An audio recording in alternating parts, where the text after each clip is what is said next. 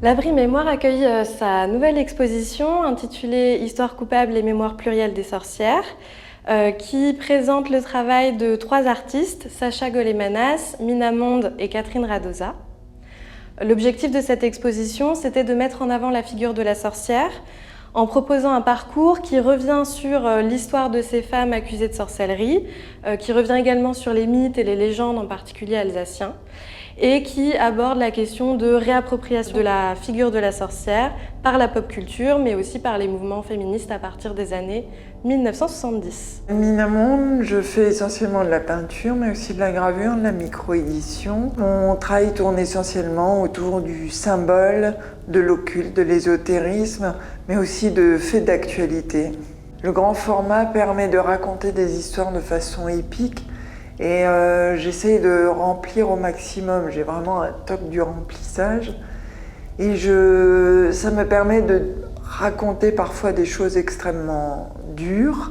Mais comme la lecture du tableau va demander du temps, à la fois par sa taille et par les détails qu'il présente, on n'est pas dans le choc comme un dessin de presse. Moi, j'essaie d'aller plus vers le généraliste, d'éviter les archétypes absolument de la sorcière qu'on retrouve même dans le féminisme, parce que c'est ce qui a tué beaucoup de femmes, d'avoir des archétypes bien marqués.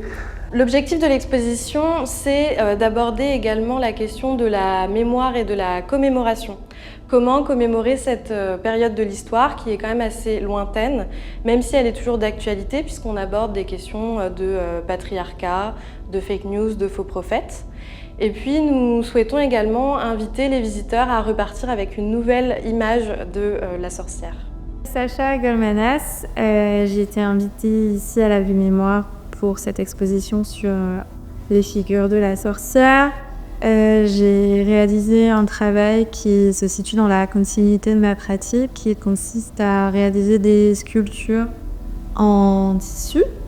Ce tissu, je le teins moi-même, je fais toutes les couleurs avec des teintures naturelles. Je me suis intéressée à une sorcière qui s'appelle Irmel Manchal, qui ne se réclamait pas sorcière, qui a même beaucoup insisté pendant son procès pour dire que non, c'était pas une sorcière. Dans ma réflexion sur le vivant et la manière dont je regarde ça, l'histoire de la sorcellerie et l'histoire de la répression de la sorcellerie, ça traverse aussi cette manière-là en fait, de gérer les vies autres et comment on vit avec des vies autres et d'autres modes de vie et comment on exploite les ressources naturelles. Catherine Radosa, je suis artiste plasticienne et cinéaste et je travaille avec l'image principalement, mais sous des formes très différentes. La pièce qui est présentée ici, elle s'appelle